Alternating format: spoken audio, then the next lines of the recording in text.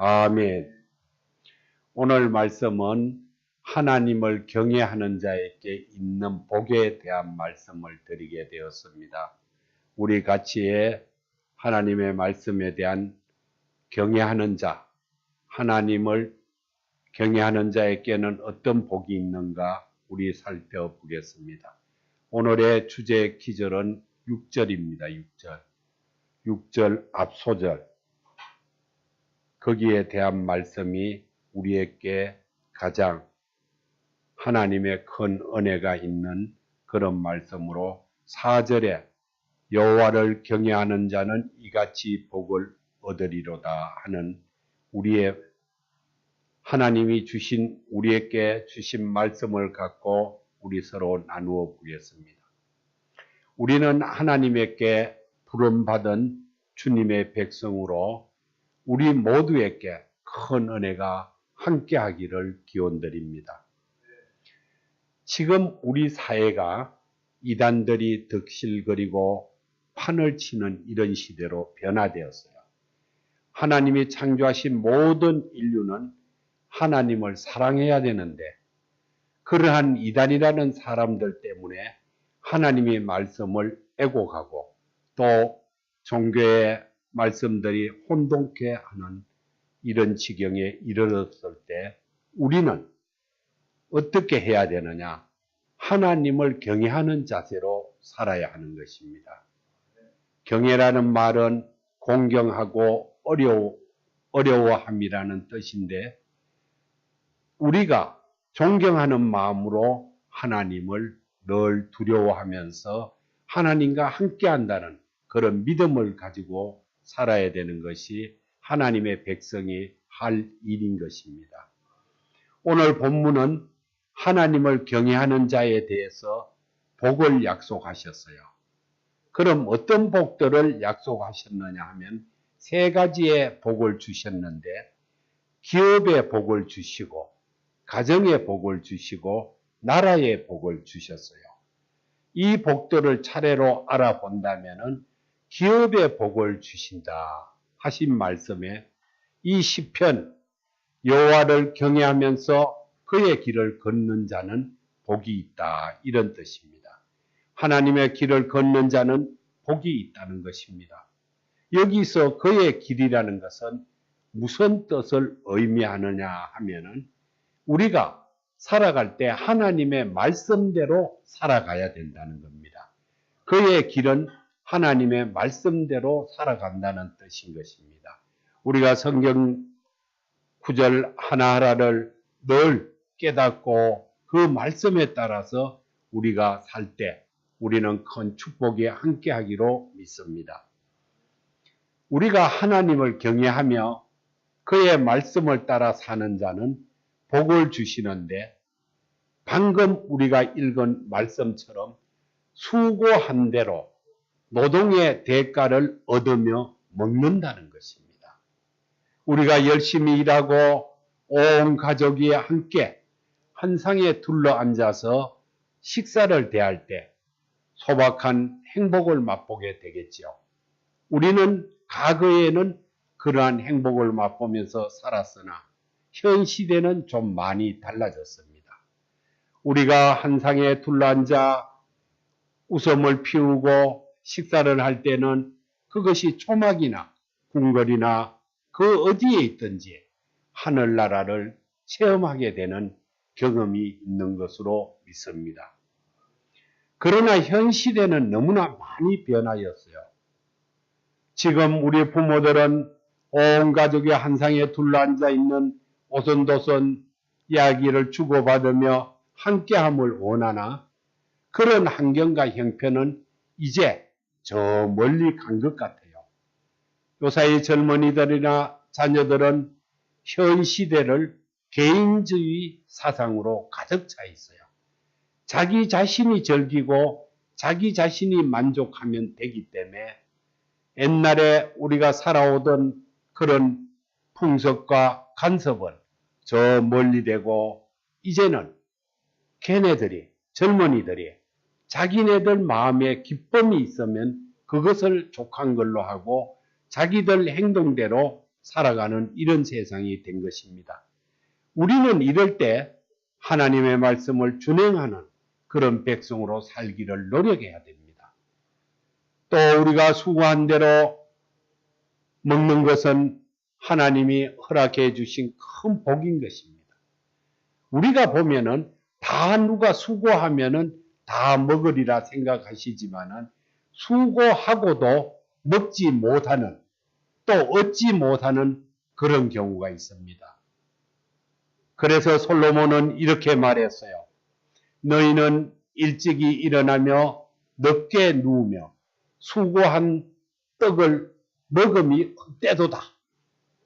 너희가 아침에 일찍 일어나서 일하고 늦게까지 일하고 누워도 그 수고한 떡을 먹은 것이 헛되다는 것입니다. 이것은 곧 무슨 말이냐? 악인들은 일찍 일어나서 늦게 누울지라도 또 자기가 수고한 떡을 먹는 것이 헛되다는 겁니다. 왜? 이들은 세상에 사로잡혀 살기 때문입니다. 하나님을 경외하지 않고 세상에 사로잡혀 사는 믿지 않는 족속들이기 때문에 헛되다는 것입니다. 성경의 악인은 죄에 사로잡혀 악행을 하는 자를 악인이라 그래요.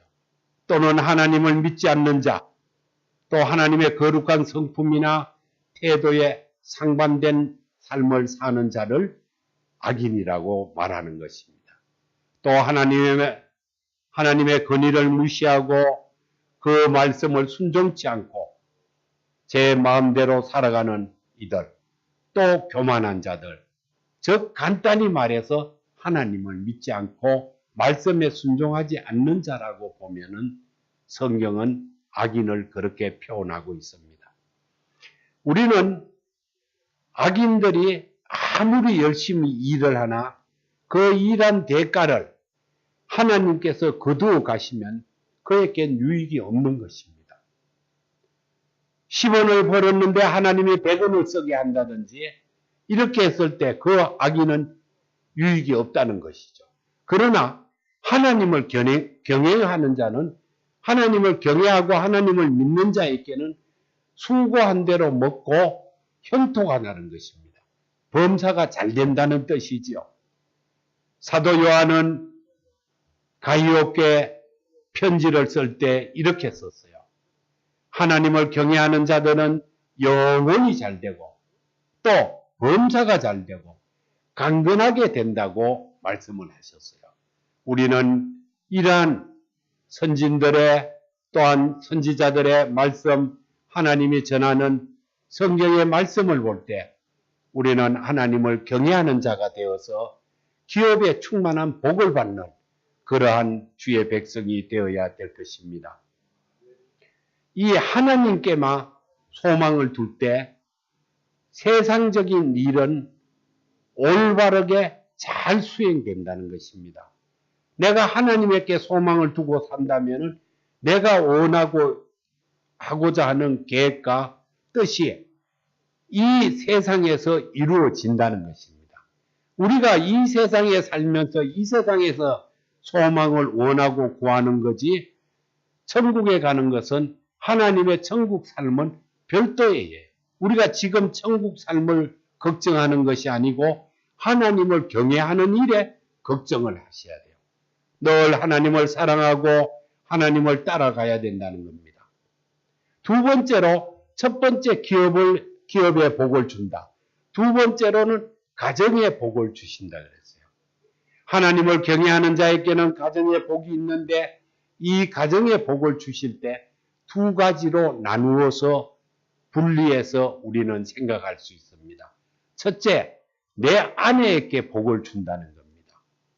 둘째로 자녀에게 복을 준다는 거예요. 우리가 가정에는 이런 복이 있다는 거죠. 아내와 자녀에게 주는 복들에 우리는 감사를 하고 내 아내에게 어떤 복을 주는가도 우리는 하나님에게 감사해야 돼요. 어느 복을 주든 하나님이 우리를 이 세상에서 강하고 부하게 하기 위해서 복을 주시는 거지 우리가 나쁘게 잘못되라고 복을 주시는 건 아니에요. 그러면 하나님이 우리 아내에게 어떤 복을 준다고 기록해 놨느냐 하면은 말씀에 보면 이런 게 있어요. 안방에 있는 아내가 결실한 포도나무와 같고, 결실한 포도나무와 같다는 그 뜻은 아름다운 열매, 좋은 열매, 익은 열매, 아주 좋은 열매가 같다는 것입니다. 내 아내가 그러한 좋은 열매를 맺은 포도나무와 같다는 그런 복을 주는 것이고, 또 하나님은 우리 아내들에게 좋은 열매를 맺는 것처럼 잘 익은 열매처럼 복을 주신다는 겁니다. 그러면 내 아내가 굉장한 복을 받는 거죠. 좋은 열매가 주렁주렁 열리고 또 그 주렁주렁 열매가 잘 익어서 좋은 열매가 되었다는 거죠. 그러한 복을 우리 아내에게 준다는 겁니다. 그 다음에 많은 자녀를 생산하는 복도 주셨다는 겁니다. 고대 사회에서는 다산이 큰 복이었었죠. 자녀를 많이 생산하는 것이 큰 복이었었는데, 반면에 자녀를 생산치 못하는 사람에게는 고대 사회에서는 수치였어요. 그 수치를 당하지 않도록 해준다는 겁니다. 그러나 이 한나라는 성경에 나오는 사무엘의 어머니를 보면은, 사무엘의 어머니는 아들을 낳지 못하고 자녀를 낳지 못해서 성전에 올라가서 눈물로 기도를 드렸다고 되어 있습니다. 이 한나는 눈물로 기도 드려서 한나는 하나님에게 은혜를 받게 돼요. 이 한나라는 뜻은 은혜라는 뜻입니다. 하나님에게 은혜를 받게 되는데, 이 한나는 바로 사무엘의 어머니가 되시는 것이 어머니입니다. 이 한나는 간절한 기도를 드렸어요. 성전에 올라가서 간절한 기도를 드리니 하나님이 함께한 기도가 되었다는 것입니다. 하나님이 함께한 기도가 되니까 어떤 일이 있었느냐? 하나님이 결국은 그에게 응답을 내렸어요. 응답을 내려서 사무엘을 얻게 되고 기적의 자녀를 얻게 된 겁니다. 사무엘은 성경에서 대단한 사람입니다. 그러한 자녀를 얻게 되고, 또 하나는 그 위에 세 아들과 두 딸을 낳는 복을 얻었어요. 그렇게 하나님이 함께하는 경외하는 자, 이런 자에게는 내 아내가 그러한 큰 복을 얻는 하나님의 축복이 함께 하신다는 것입니다. 우리는 이 야곱의 아내들을 봐서도 알 수가 있어요. 야곱의 아내들도 자녀 얻기를 위하여 치열한 쟁탈전을 벌였어요. 그렇지 않아요? 성경에 보시면은 이들도 그 고대 사회에 자녀를 많이 놓는 것이 큰 복이고, 자녀를 놓지 못하는 것은 수치였기 때문에 하나님을 경외하는 자들에게는 그런 수치를 면하게 해주신다는 것입니다.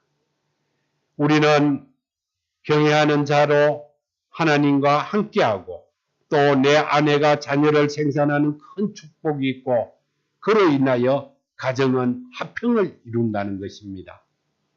또 그 두 번째로 내 자녀에게도 복을 주는데, 내 자녀에게 어떤 복을 주느냐? 이 어린 감람나무처럼 뻗어나가는 번성함이 있다는 것입니다. 번성함이 있다는 그런 축복을 주신다는 것입니다.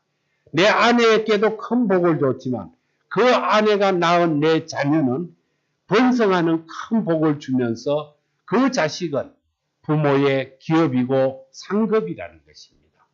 우리는 자녀를 낳아서 그 자녀가 하나님의 자녀가 되고 대대로 믿음의 대물림되는 그런 가정이 꼭 되어야 될 것입니다.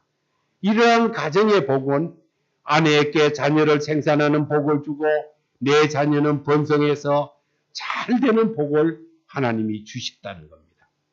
그러므로 그 경외하는 자에게 또 나라의 복도 준다는 겁니다. 우리는 하나님을 경외하고 우리 대한민국에 살아갈 때 우리에게 복을 주지만은 또 내 아내에게 복을 주고 내 자녀에게도 복을 주고 가정에도 복을 주지만 내가 속한 우리나라에게도 복을 주신다는 겁니다. 우리의 복과 그 근원이 어디냐? 하나님이라는 겁니다. 복의 근원은 하나님이신 거예요. 우리는 그러한 하나님을 우리의 구원자로 믿고 여호와 하나님 아버지를 믿는 것입니다. 여호와께서 시온에 내게 복을 주실지어다 하고 성경은 기록되어 있습니다. 시온이라는 것은 거룩한 산, 성전이 있는 거룩한 산을 말하는데 이 시온은 왜 거룩한 산이냐? 하나님의 임재가 있다는 것입니다. 하나님의 임재가 있는 상징적인 장소라는 것이에요. 우리는 이 시온의 복이 흘러나온다는 성경의 말씀을 따라서 이 시온은 오늘날 교회를 가르치는 것입니다. 우리는 신약시대는 교회를 통해서 하나님의 축복이 흘러나오고 그 축복이 우리에게 임하며 또 하나님이 우리랑 함께 하신다는 것입니다.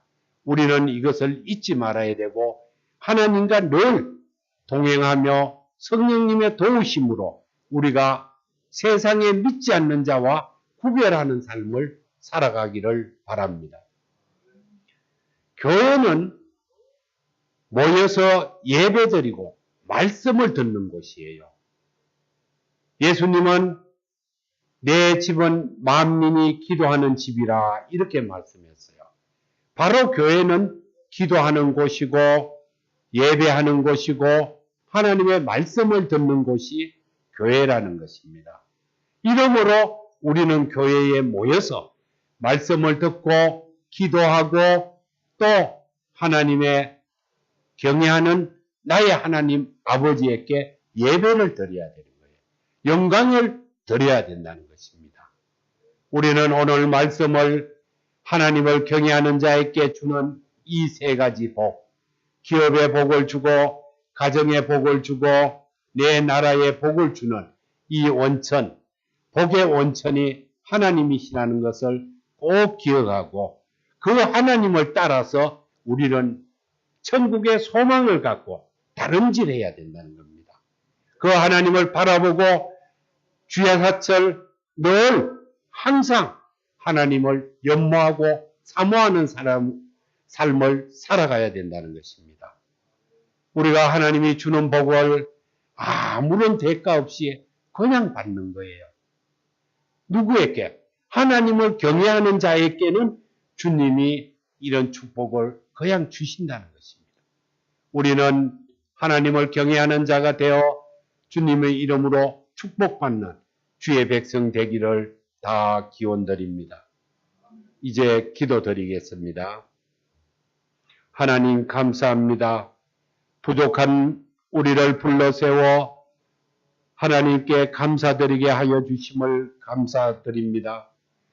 사랑하는 우리의 하나님,